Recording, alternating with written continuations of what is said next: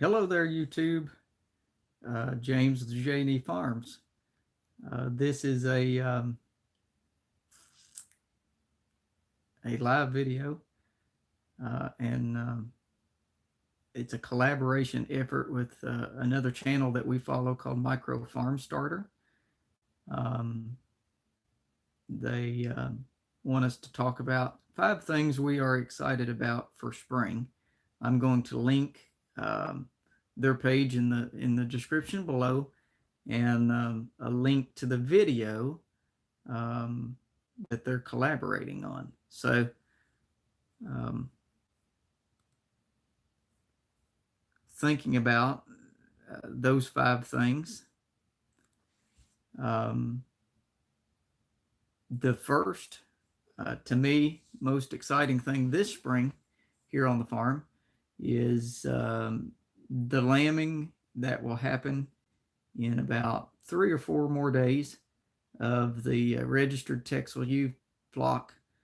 We should have the first lambs on the ground, which will be sired by rams that reside in Scotland. A group of us got together, breeders here in the United States, and brought in several different rams via frozen semen to artificially inseminate our ewes with. And we've got some of those ewes that are impregnated with that and will lamb soon, hopefully. So those that took, there's several making milk out there, uttering up now. And so, yeah, we're excited about that, to have new genetics and to see what we got from those breedings. So, second thing that I'm looking really forward to this spring is the addition of some raised beds. We have a traditional garden that we grow in the ground down by the cabin, and it is really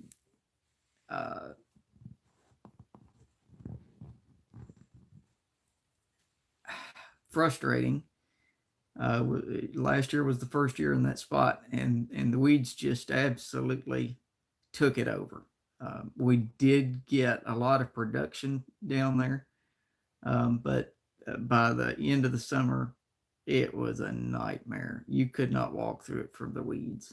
I ended up taking a weed eater and busting through just to do a final harvest on the rows where we didn't have any weed barrier down. So this year we're doing a Ruth Stout method in that area, where we cover the ground with hay or straw. I used a big round roll of hay that we spread out, and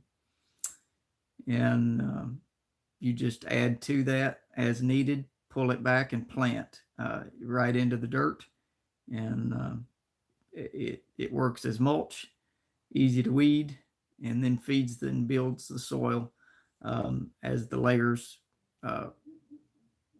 rot. So the addition of raised beds, which we're going to do out of cedar logs. We've got a lot of red cedar on a second farm, which is the first homestead that we purchased when we first moved to this area of Northeast Tennessee. It's 51 acres, and it has a lot of red cedar. So we're going to go over and cut some and bring it back over to the current homestead, which is 34 acres, and try to build those raised beds. So looking forward to that. We'll see what happens. Third thing is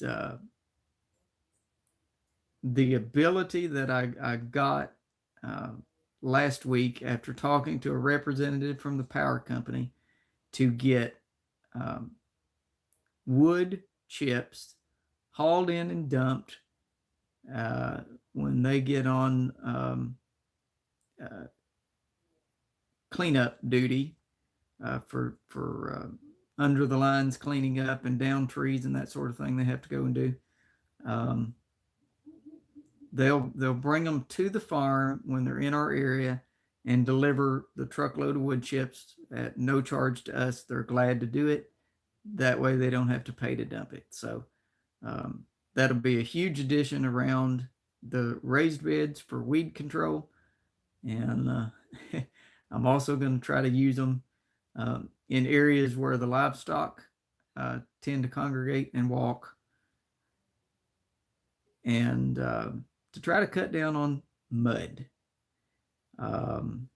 May use them as bedding material in the barns. Not sure yet. I haven't decided. So,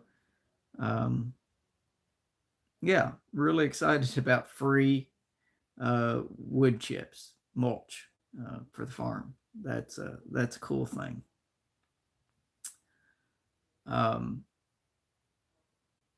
Fourth thing is the addition of, hello, Pirate and the Lumberjack. Thanks for tuning in. Fourth thing that I'm excited about is the addition of some raspberry canes and a grape Harvard that we're going to build this year. So we haven't done raspberries in the past here on the farm, but we're going to try them this year. Hello, Eyes to See Ministry. Thanks for tuning in. Appreciate it. So yeah, we're excited about the berries and the grapes. That's something new. The fifth thing that I'm excited about for this spring is the addition of several varieties of vegetables for the garden that we've never done. Lots of color, reds, purples, orange, yellow, in varieties that would normally be standard to their species. Purple green beans.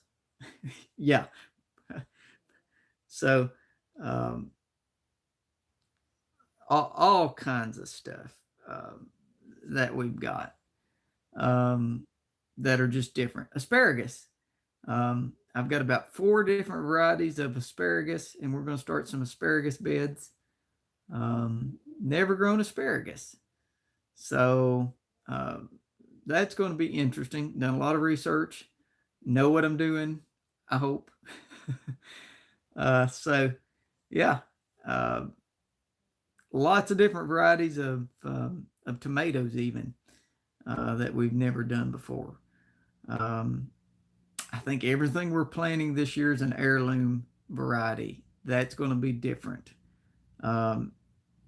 We've started a lot of the seeds indoors this year. That's kind of cool. Never done that. Yes, asparagus, I know takes a long time. I know we won't get anything this year.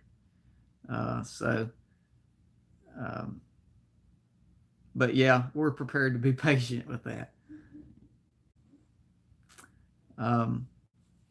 So yeah, I'm excited to try our hand at a different style of gardening. We've done some raised beds in the past. We don't have any built here. That was my second thing I was excited for, those that's just kind of tuned in. So the main garden is down by the cabin, and it was the first year for that area to have an in-ground garden last year. The weeds went crazy. By the end of the summer, I was in there with a weed eater because they'd gone mad and just took it over. So um, dwelling through YouTube videos, I stumbled across um, kind of maintenance-free gardening, if maintenance-free gardening can be that, in the Ruth Stout method. And that's where you put hay or straw down as mulch. She used hay over top of the garden, and then add onto that as it begins to rot and go away, or it thins out, to keep weeds down. As it rots, it feeds the soil, and earthworms are drawn to it, so that improves your soil aeration and nutrients. And so we have covered, oh geez, 3/4, I guess, of that area down there, with a round bale 5x5 roll of hay that we took apart and scattered. And we got it late. I got it in the first part of February. It should have been in October. I didn't learn about the Ruth Stout method until end of January or so. So we got in there just as quick as we could and laid it down, and hopefully that helps that area tremendously. I left part of it open. We ran out of hay, so yeah. How big is our homestead garden? I don't know. I've never measured it. I need to do that. It's in the corner of the yard down there, and I'm guessing that to be probably 3/4 of an acre. So I don't know what it is. It's pretty good size though. Pretty good size little area. So, Erica's coming in. I am, dear heart, I'm alive. So she's tiptoeing away. That's my wife. I think she's camera shy, so I haven't got her to be on a video yet. We were going to do this, do a first live deal this past Saturday, and our 3-year-old decided that it was not going to happen. And I didn't think anybody wanted to hear a screaming baby. So he didn't get a nap that day, overtired, and it was not going to happen. And I had scheduled the event 4 or 5 days previous.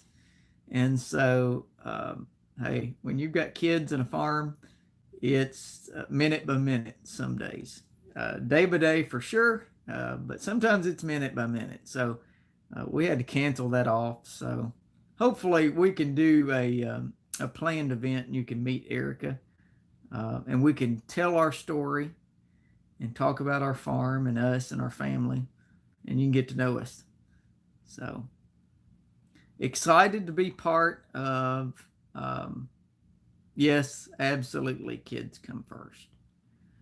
Absolutely. Yeah, they do. That's for sure. Yeah, excited to be part of the Homesteading Family here on YouTube. It's something up until this year I didn't know existed, and we have been at this thing since 2005. We started living sustainably for our family and growing what we ate, both meat and vegetables, in 2005. And boy, howdy, I wish I had found this community back then on YouTube. We had to do things the hard way. We had to learn by our mistakes, trial and error. And we didn't have a lot of... Night, buddy. You want to peep in and say something to people? I'm live. What? Come say hi to Facebook or to YouTube land. That was one of the twins popping in to say goodnight. So, yeah, Yeah, we've gotten a wealth of knowledge uh, from just our experience of doing things and trying things and figuring out what works for us. And we always tell people when we have conversations about the farm is we this is what works for us, and this is how we do things. Here's what we do. Try it. See if it works for you. If it doesn't, try a different way. Um, there's an old saying goes, more than one way to skin a cat. There's probably more than 100 ways to skin a cat uh, in life. So, um,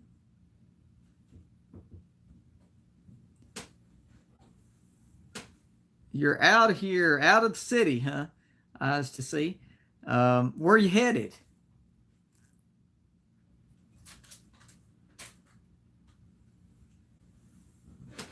I couldn't do city. The closest thing we did to the city was an apartment complex um, when we were in college that we managed, and yeah, that it wasn't.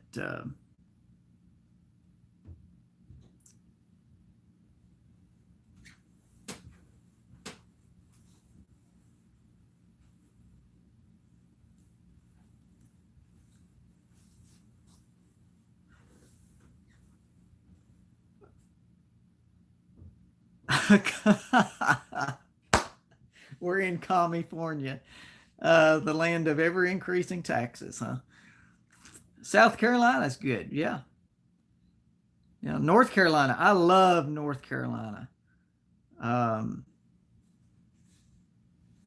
we've been down several times. We've got friends in North Carolina, in the mountains of eastern North Carolina, Asheville area. I'm only where we're at here in northeast Tennessee is in the Cumberland Gap region, is where Tennessee, Kentucky, and Virginia, all three states combined. So I'm only two and a half hours from Asheville. So yeah, real beautiful area.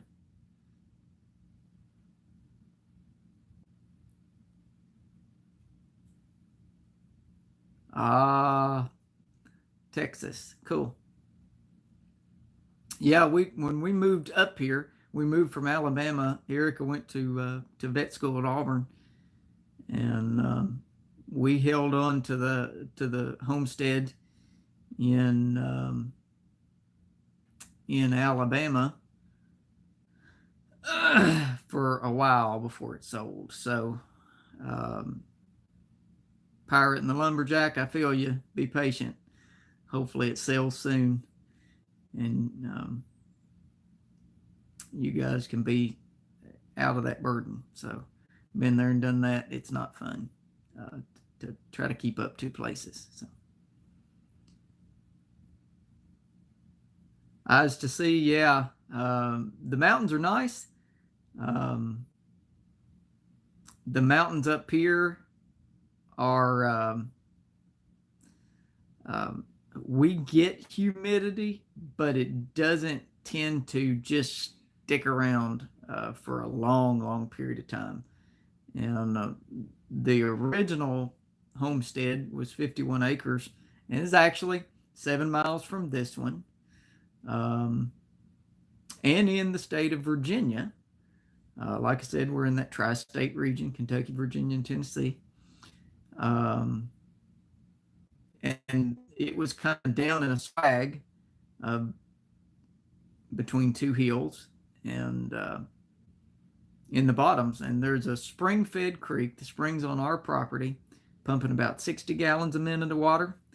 Feeds a creek that runs uh, about the length of our property in the bottom area, or the width of the farm, and run right behind the house. And until it got the end of July and into August, when the dog days of summer came, we used ceiling fans and the windows open in the house.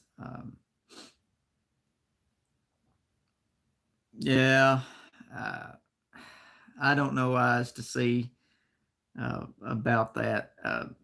That part of the state, I will tell you, is very much Bible Belt and conservative, where we're at in this region. Um, very rural farming community.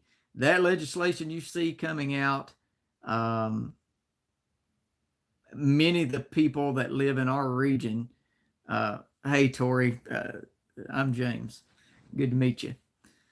Um, Many of the people live in our region wish that Richmond, Virginia West uh, would just break off. Um, they don't even want to be part of it. So yes, very much so. Um, it looks like the legislation was blocked, um, and I hope it continues to be that way. Uh, that made me sick when I learned about that. Yeah, kind of like California. I agree. Yeah, it's sad. Very, very sad. So, um, yeah, back to the original farm. Um, that creek actually cooled. I think cooled things. But just in this region alone, I mean, it's of course you have summers that are hotter than others, but um, it doesn't last. There's cool times that come through, and always a good breeze flowing. So we enjoy it here.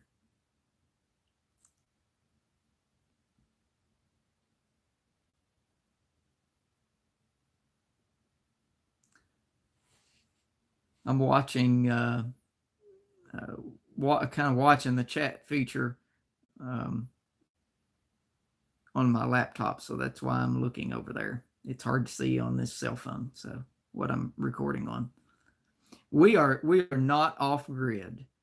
I looked into when we moved here to the Tennessee homestead. Hey Susan, good to meet you. Thanks for telling me that. I looked into um, doing that, and the cost of getting it done was more involved than it would pay for. We are a family of 9 and homeschooling the kids. Um, at the time I checked into that, and our electronics usage was up. We chose to do homeschool through a Becca, through the online academy. So um, our power usage would have been kind of up. The other farm would be uh, probably good to go off grid. It's a small house over there, 900 square foot. Wouldn't, it's wood heat.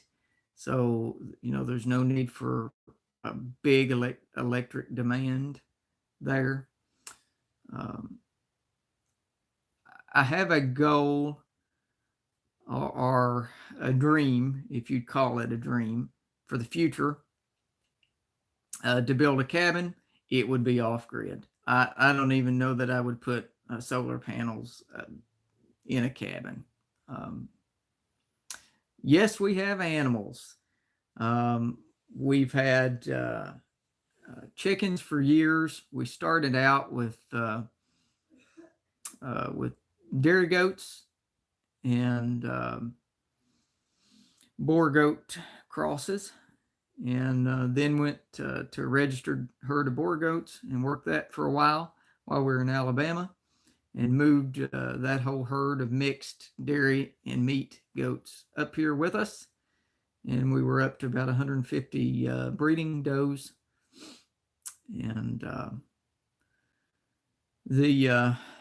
the market in this area for goats was really poor, and especially registered goats. There's just no demand for it, and so it was hard for us to move the goats, and in the registered goats to go into any of the production sales. they had to be morbidly obese um, to place in the shows or to get honors or to get top money. And that went against our values of keeping livestock. We had 50 plus acres of prime hillside goat browsing. That farm was overgrown when we bought it. The um, the grazing, the browse, the weeds, and the brush. Um, I could stand up on a four-wheel drive Honda 500 four-wheeler. I'm 5'4", and I couldn't see over top of it. So it was thick and perfect for the goats. But they don't get fat on the browse. They stay lean and healthy, and that's the way we like them.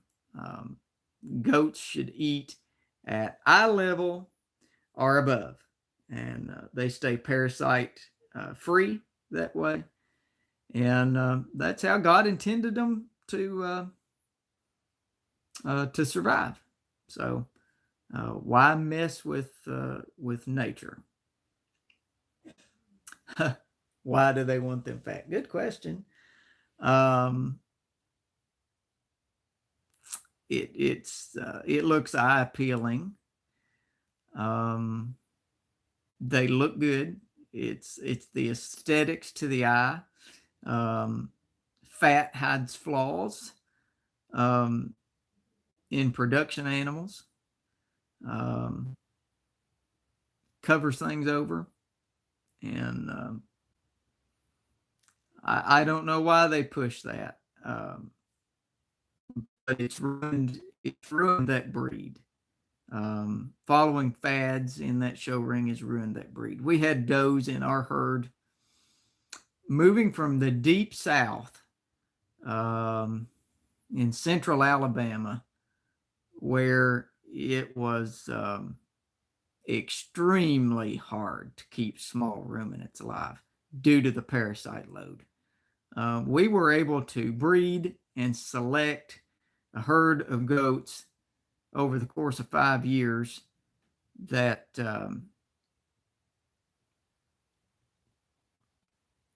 that became really hardy. We owned 10 acres, but we were able to rent pastures that neighbored us on both sides and had about a total of probably 20 acres, I guess, maybe 18. That they got to run on, and over 50% of that was privet hedge. So again, they were eating at eye level or above most of the time. And we actually had an extension agent that worked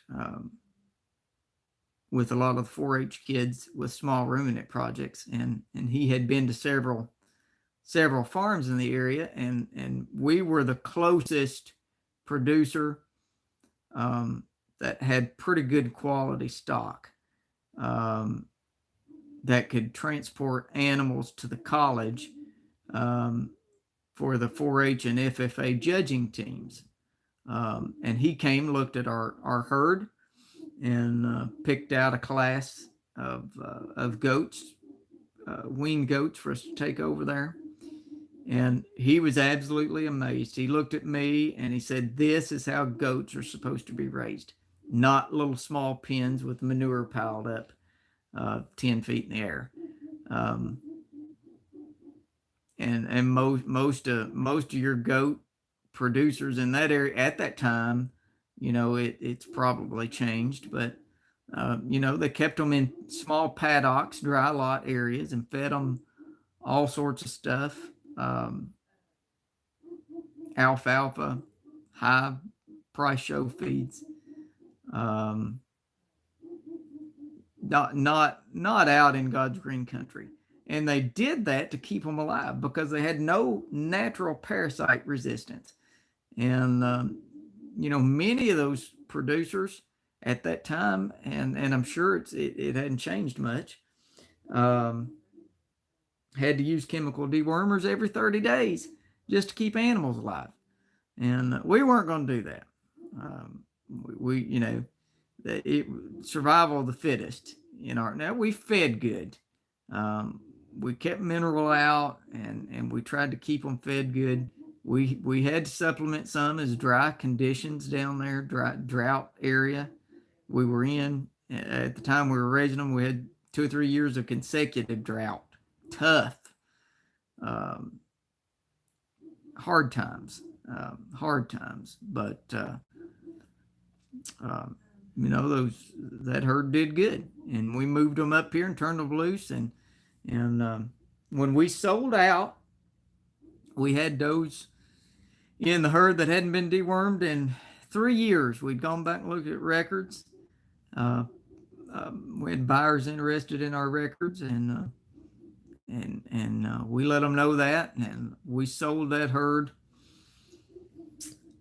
Oh, I think in 2 weeks of advertisement, they were gone, and we switched to dairy goats, and ran that for a while. My kids were wanting to show the dairy goats, and it at that point in the game, the show ring still wanted a dairy goat to look like a dairy goat, not a show fat, uh, fluffed up, pampered animal. And we were kids were pretty competitive with our herd of Alpine, and we later got on milk test through the DHI, Dairy Herd Improvement Registry, and we tested the herd once a month. Took weights and samples of the milk sent in, and we had goats that would give 2 pounds a day, or 2 gallons a day in the herd. I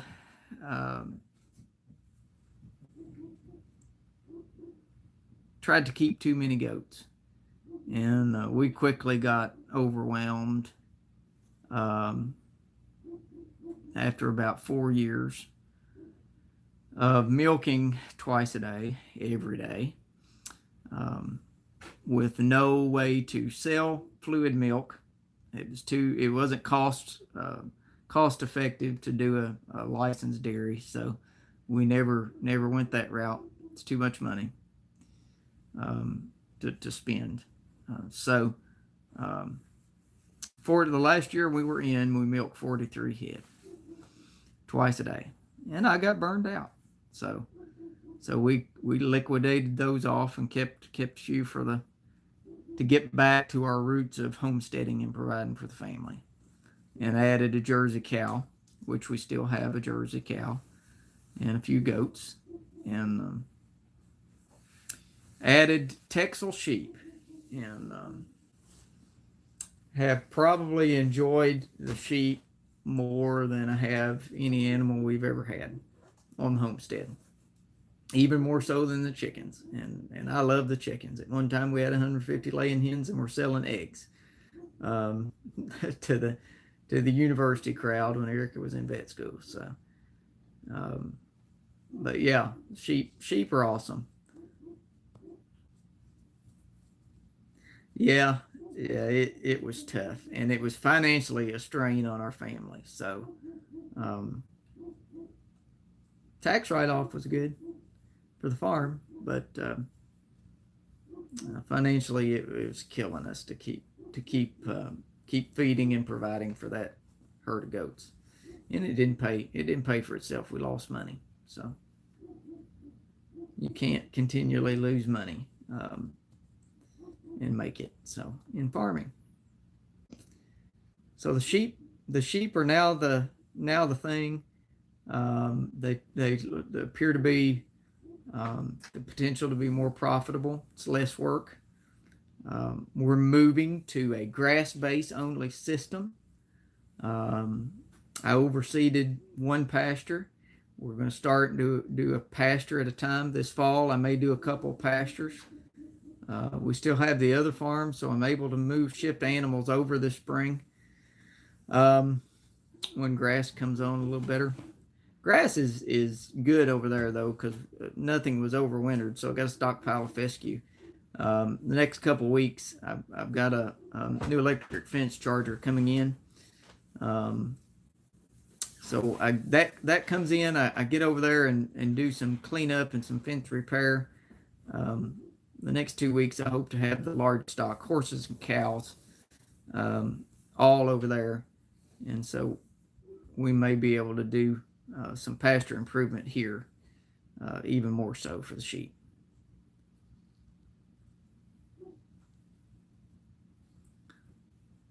Good night, Tori. Oh, tonight?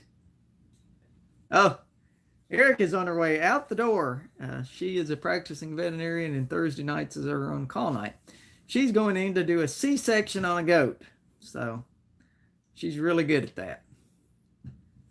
She can have live goat kids in about 10 minutes from the time she starts.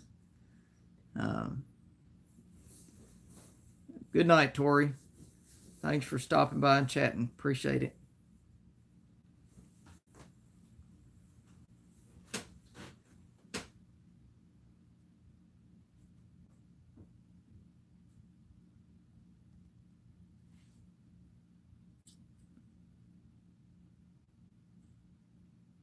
Good night, Susan. Yeah, enjoyed it. Have a great one. I've got to jump off here too. It's an early day tomorrow. So thank you guys for